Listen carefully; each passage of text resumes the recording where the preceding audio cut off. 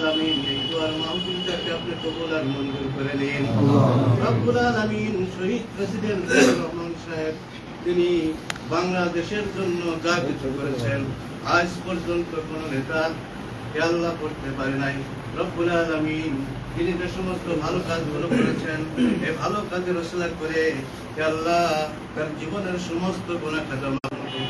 ইয়া আল্লাহ তিনি শিল্প উন্নয়ন করেছেন, তিনি কার্বন সেক্টরে অনেক উন্নয়ন করেছেন, দেশে বিদেশে সৌদি আরবে আরাফাতের ময়দানে তিনি হাজার হাজার নিম গাছ আল্লাহ সৌদি আরবের সরকারের সাথে কথাবার্তা বলে তিনি সেখানে হাজী সাহেবদের সুশীতল ছায়ার জন্য হাজার হাজার নিমের চারা রোপণ করে সেখানে ছায়ার ব্যবস্থা করে দিয়েছেন।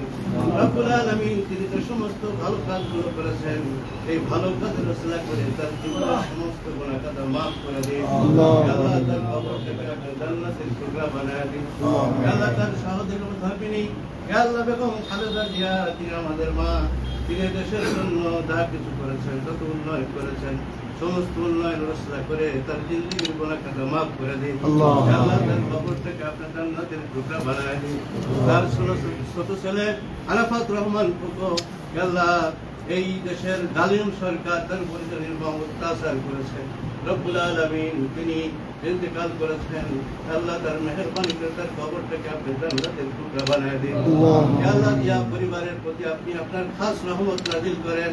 রব্বুল আলামিনের সামনে ইয়া আল্লাহ যে নির্বাচন এই নির্বাচনে আল্লাহ আপনি জিয়া পরিবারকে আপনি সফলতার সাথে উন্নতি করার তৌফিক দিয়া দিন।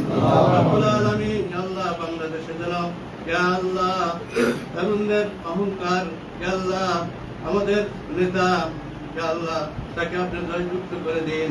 এদেশের প্রধানমন্ত্রী যাতে তিনি হতে পারেন আল্লাহ তারেক রহমান সাহেবকে আপনি সেভাবে কবুল আর মঞ্জুর করে নিন। রব্বুল আলামিন কুষ্টিয়ার উপকার ইয়া আল্লাহ তিনি গণমানুষের নেতা ইয়া রব্বুল আলামিন তিনি মানুষের কল্যাণে নিয়োজিত।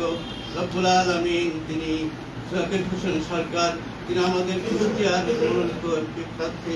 রব্বুল আলামিন মেহেরবানি করে তাকে আপনি হিসাবে কবুল আর মঞ্জুর করে নিন।